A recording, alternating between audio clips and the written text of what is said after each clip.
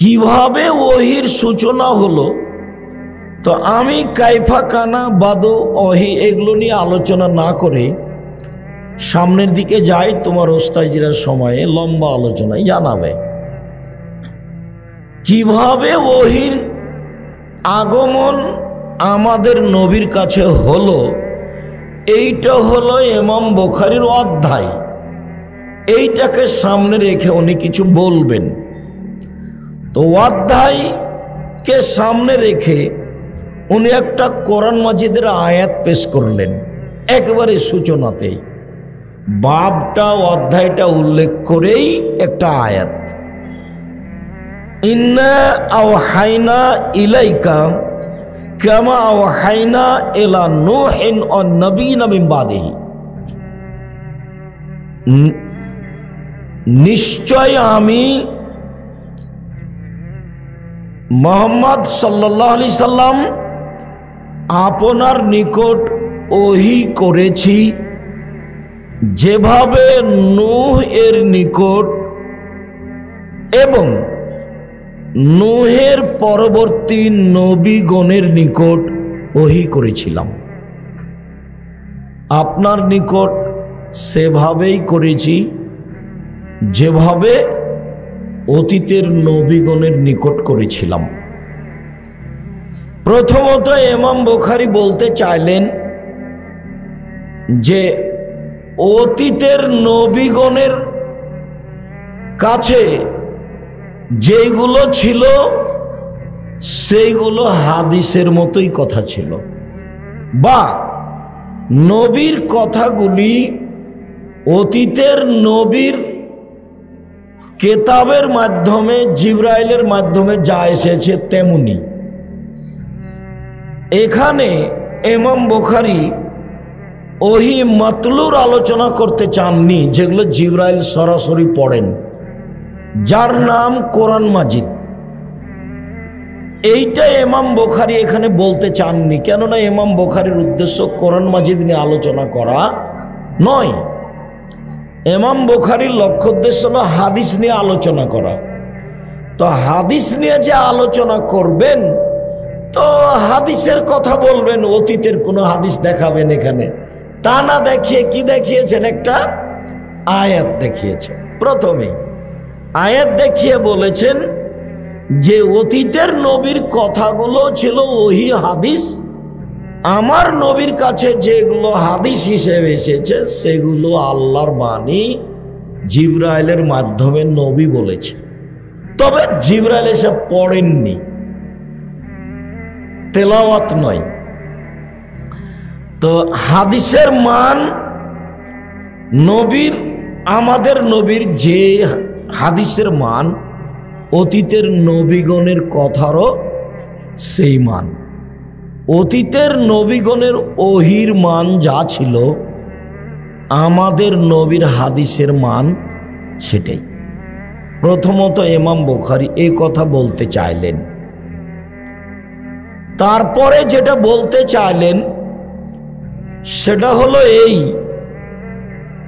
যে আপনার উপরে বিধান যেটা আল্লাহ দিয়েছেন, সেই বিধানের সূচনা হয়েছে নূহ আলাইহিস সালামের উপরে। নূহ আলাইহিস সালামের আগে যারা ছিলেন তাদের উপরে কোনো বিধান ছিল না।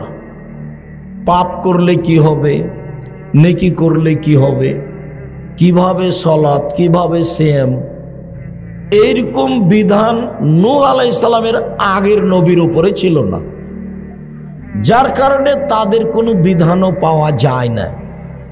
যা পাওয়া যায় তা মোটামুটি নূহ আলাইহিস সালাম থেকেই পাওয়া যায়। তা আমাদের উপরে যেমন হালাল হারাম বিধান আছে, তো অতীতের নবী নূহ আলাইহিস সালামের উপরে তেমন হালাল হারাম বিধান ছিল। ওর পূর্বে কোনো নবীর উপরে এরকম বিধান ছিল না, যার কারণেই ইমাম বুখারী এই আয়াতটা বাছাই করেছেন যে আপনার ওহী হলো নূহ আলাইহিস সালামের ওহীর মতো। আয়াতটা পেশ করে আল্লাহর কথা বললেন যে আল্লাহ আমাদের নবীকে বললেন আপনার কাছে ওহী করেছি, যেমন ওহী করেছিলাম নূহের নিকটে এবং তার পরবর্তী নবীগণের নিকটে। এরপরে আমরা এই আলোচনা ছেড়ে দিই। আমাদের সংক্ষিপ্ত 3টা আলোচনা আছে। তার প্রথম আলোচনা এইটা যে ইমাম বুখারী রাহিমাহুল্লাহ তার কিতাব আরম্ভ করেছেন ওহী দিয়ে। ধর্ম কিভাবে চালু হলো তার সূচনা দিয়ে। তারপরে একটা হাদিস চয়ন করেছেন ইমাম বুখারী। সেই হাদিসটার ব্যাপারে উনি বলছেন হাদ্দাসানা, আমাদেরকে হাদিস শুনিয়েছেন আল হুমায়দি ও আব্দুল্লাহ ইবনে জুবাইর। আর হুমায়দি বলেন আমাদের সামনে হাদিস পেশ করেছেন সুফিয়ান ইবনে ওয়াইনা। সুফিয়ান সাউরি নয়নি, সুফিয়ান ইবনে ওয়াইনা। সুফিয়ান ইবনে ওয়াইনারই ছাত্র হুমায়দি, 20 বছরের হুমায়দি ছাত্র সুফিয়ান ইবনে ওয়াইনা। সুফিয়ান ইবনে ওয়াইনা বলেন আমাদের সামনে হাদিস পেশ করেছেন ইয়াহইয়া ইবনে সাঈদ আল আনসারী। ইয়াহইয়া ইবনে সাঈদ আল আনসারী বলছেন আমাকে বলেছেন মুহাম্মদ ইবনে ইব্রাহিম আত-তাইমি, শুধু আমাকে বলেছেন। এ হলো গরিব, এ হলো হাদিস গরিব। আমাকে বলেছেন মুহাম্মদ ইবনে ইব্রাহিম আত-তাইমি। মুহাম্মদ ইবনে ইব্রাহিম আত-তাইমি বলেন যে তিনি নিজে আলকাম ইবনে ওয়াক্কাস থেকে শুনেছেন, এটাও গরিব। আলকাম ইবনে ওয়াক্কাস আল-লাইসি বলেন আমি উমর ইবনে খাত্তাবকে বলতে শুনেছি। এবার সাহাবীর কাছে চলে গেলেন, এবার সাহাবীর কাছে চলে গেলেন। উমর ইবনুল খাত্তাব বলেন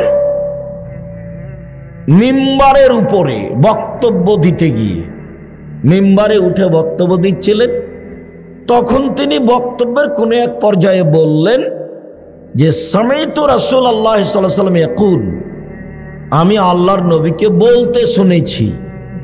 তিনি বলছিলেন ইন্নামাল আমালু বিন্নিয়াত, নিশ্চয় মানুষের কর্ম নির্ভর করে তার নিয়তের উপর। আপ ভালো তো জগৎ ভালো, নিয়ত ভালো তো সব ভালো।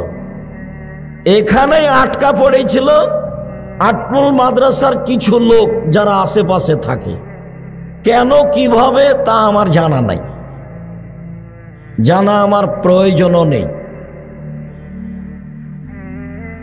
ইন্নামাল আমালু বিন্নিয়াত, মানুষের আমল নির্ভর করে কিসের উপরে?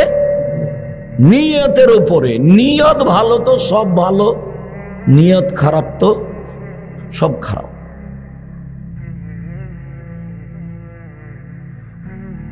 অনেক কথা হাদিস শেষ করি, তার 2-1টা বলি। ওয়াইন্নামা লিকুল্লি ইমরিন মা নাওয়া, নিশ্চয় মানুষ সেটাই পায় যা নিয়ত করে, যার ইচ্ছা করে। নিয়ত শব্দটা মানুষ ভালোই বুঝে, রাখাল কিষান সবাই বুঝে। ওরাও বলে যে তোর নিয়তই খারাপ রে, তোর মাকসাদই খারাপ। দুটোই আরবি, কিন্তু মানুষে বুঝে যে তোর নিয়ত খুব ভালো, তোর ভাগ্য ভালো। ওয়াইন্নামা লিকুল্লি ইমরিন মা নাওয়া, মানুষ যেটা নিয়ত করে সেটা পায়। কথা শেষ হয়ে গেছিল। তারপরে আবারও বলছেন মূলত ব্যাখ্যা, ফামান কানাত হিজরাতুহু ইলা দুনিয়াই ইউসিবুহা, কেউ যদি বাড়ি ত্যাগ করে টাকা ইনকাম করব মনে করে, তো সে পাবে, কম পাক আর বেশি পাক।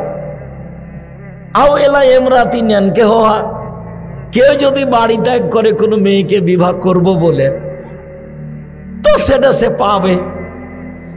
তাহলে একটা মেয়েকে বিবাহ করার কথাটা এই বাক্যে আসা কেমন হয়, মানে কেমন লাগে যেন। তো এই ঘটনা একটা এরই সাথে আছে।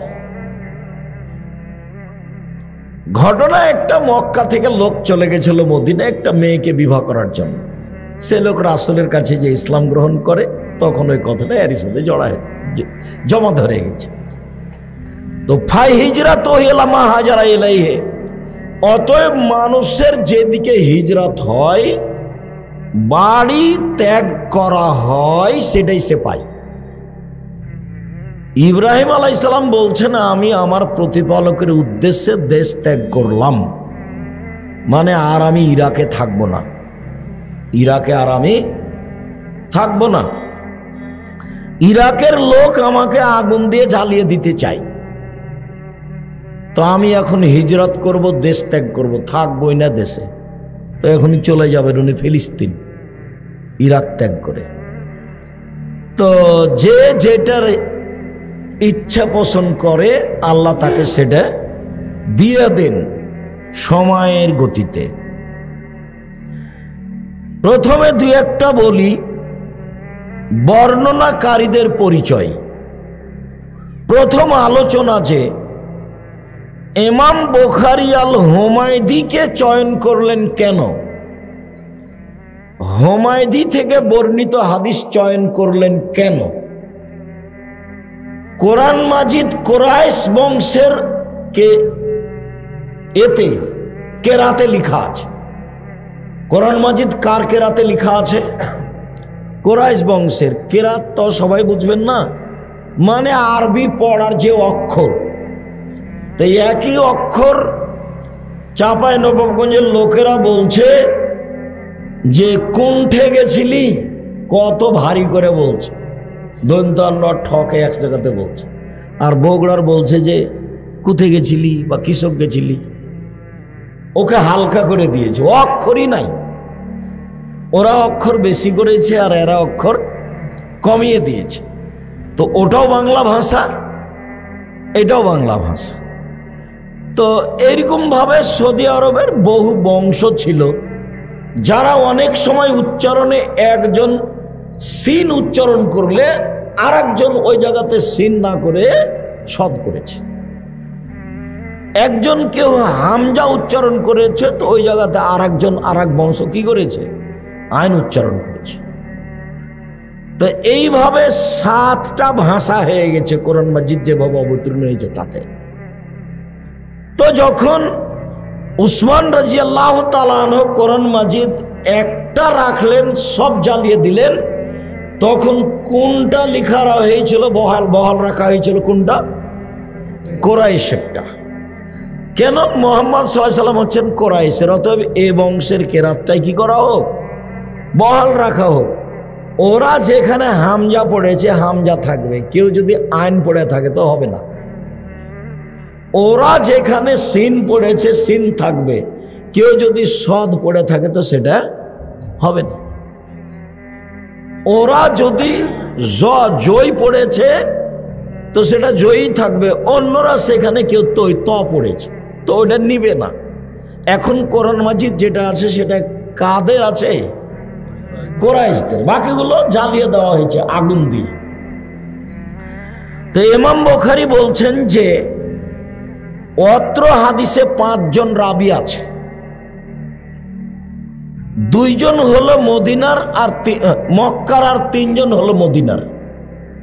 প্রথম 2 জন হলেন মক্কার, আর শেষের 3 জন হলেন মদিনার।